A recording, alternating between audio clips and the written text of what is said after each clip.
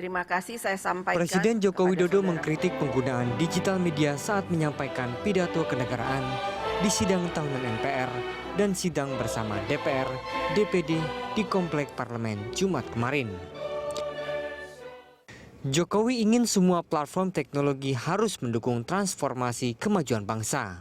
Menurutnya peran media digital yang besar harus diarahkan untuk membangun nilai kemanusiaan dan kebangsaan. Menurut Jokowi seharusnya perilaku media tidak dikendalikan untuk mendulang klik dan menumpuk jumlah like.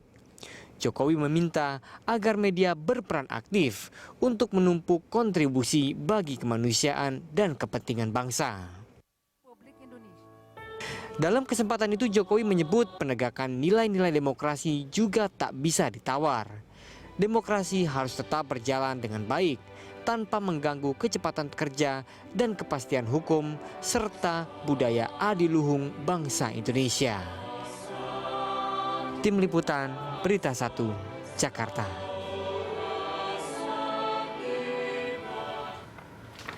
Ya, pemirsa, Presiden Joko Widodo mengkritik penggunaan media digital. Menurut Jokowi, seharusnya perilaku media digital tidak dikendalikan untuk mendulang klik dan menumpuk jumlah like. Jokowi meminta lebih besar lagi kontribusi media digital dalam transformasi kemajuan bangsa. Untuk membahas hal tersebut, bersama kita sudah terhubung lewat sambungan Zoom. Ada anggota Dewan Pers, Mas Arief Zulkifli, dan pengamat media sosial, Mas Enda Nasution. Halo, selamat siang.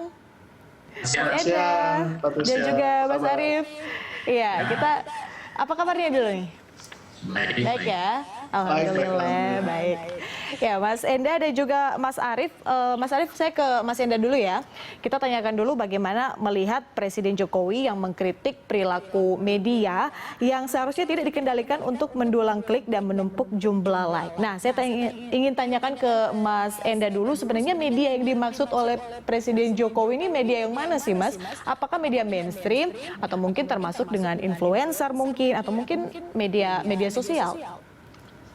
Sebenarnya kalau kita bicara soal mendulang klik dan like itu ya, kalau kliknya sendiri tentu ke media online sebenarnya ya, media online, karena yang mendapat insentif untuk mendapatkan traffic sebanyak-banyaknya dan bisnis modelnya adalah dari mendapatkan audiens sebanyak-banyaknya adalah media online. Tapi untuk like, mungkin sebenarnya menurut saya kritik Pak Jokowi ini juga bisa dimaksudkan untuk seluruh penggiat di dunia digital, khususnya di ruang digital ya, yang kemudian yang mungkin harus kita cermati adalah jangan sampai jadinya menghalalkan segala cara untuk bisa mendapatkan keuntungan ekonomi gitu, karena bukan hanya like tapi juga kalau kita bicara YouTube maka kemudian ada jumlah views juga, gitu, jumlah subscriber juga, seolah-olah sekarang kepopuleran di dunia digital kan tertranslate menjadi keuntungan ekonomi gitu. Jadi jangan sampai demi itu semua kemudian kita mengorbankan mungkin keselamatan,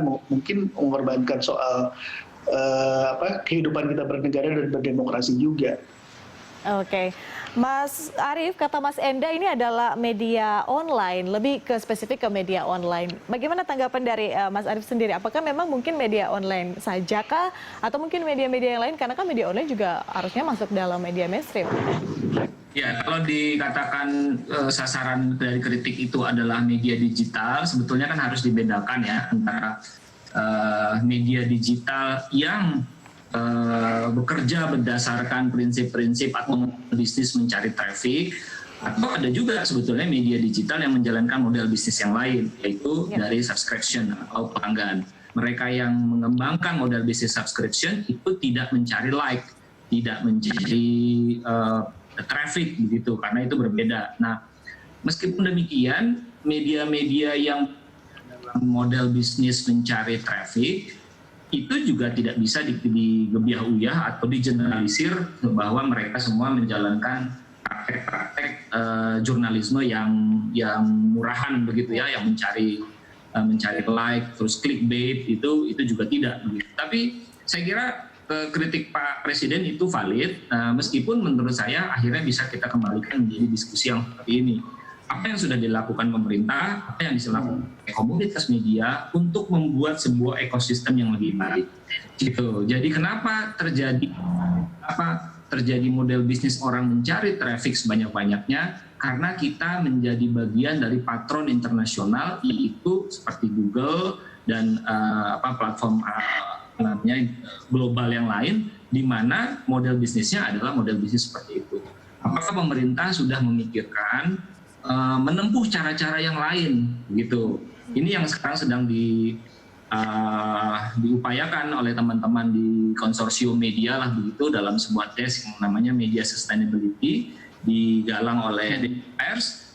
Kita pengen cari solusi nih atas ini semua. Kita nggak bisa cuma ngeluh gitu, kita harus cari solusi, termasuk dengan mendekati pemerintah dan berdiskusi dalam berbagai forum. Itu sudah belasan diskusinya begitu, untuk mencari solusi atas ini semua. Sekali lagi, clickbait atau model-model yang dikritik pemerintah, dalam hal ini dikritik Pak Jokowi, itu tidak datang dari langit. Dia datang dari sebuah ekosistem yang tidak mendukung memang, atau mengarahkan media untuk menempuh jalan itu. Iya, Mas Arif, yang ditawarkan solusinya apa sebenarnya? Yang pertama sebetulnya bisa dengan memberi porsi yang lebih besar dari, atau bukan memberi porsi, memberi bargaining position yang lebih besar kepada media-media yang ada di Indonesia ini, yang mainstream terutama, untuk lebih bisa bernegosiasi dengan platform seperti Google gitu. Sekarang kan praktis semua dikendalikan. Jadi ada yang namanya, mungkin Enda lebih paham, SEO misalnya, Search Engine Optimization. Media membuat sebuah berita dengan judul-judul yang disesuaikan dengan search engine. Search engine-nya siapa? Search engine-nya Google gitu. Jadi kemudian yang dipakai adalah judul-judul yang clickbait tadi, atau mungkin judul-judul yang bombastis supaya masuk ke dalam sistem itu. Nah, kita mau ngapain nih atas ini semua, ya kan? Nah, itu yang sedang diupayakan terus. Lalu yang lain tentu saja adalah siapa yang mendapat keuntungan atas ini semua.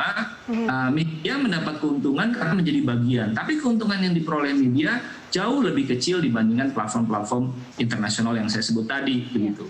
Sistem pajaknya belum beres di platform seperti Google kepada pemerintah. Kalau itu semua sudah dijalankan, saya kira nanti bargaining position antara tiga pihak, platform internasional, media, dan pemerintah menjadi lebih equal, dan tiga-tiganya bisa duduk dalam sebuah kursi yang sejajar gitu kira-kira.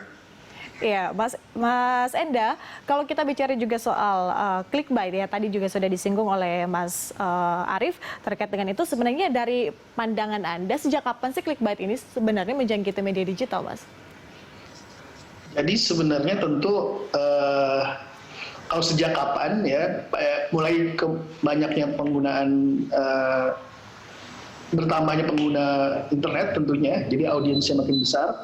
Kalau boleh kilas balik, mungkin tahun 2004 saya pernah bikin blog tentang pemilu ya. Pemilu 2004 itu nggak ada calon presiden, partai, anggota DPR yang waktu itu ada di situ gitu, yang peduli terhadap media sosial. Nah, maju ke depan, kemarin tentunya kita tahu sendiri 2016, 2019 bagaimana pengaruh perang opini di media sosial ternyata bisa membentuk dan mempengaruhi banyak kejadian di dunia nyata gitu. Nah, dengan kehadiran bukan hanya media sosial tapi juga aplikasi chat ya, di mana kemudian kita hanya mengenali headline dari sebuah berita yang membuat akhirnya, dan ternyata headline berita ini sangat berpengaruh terhadap berapa banyak berita tersebut dibaca, diklik gitu, maka kemudian muncullah praktek di mana seolah-olah headline-nya ini lebih bombastis daripada isinya gitu. Kadang-kadang bahkan bukan hanya bombastis tapi juga menyesatkan, tidak ada hubungannya dengan antara headline dengan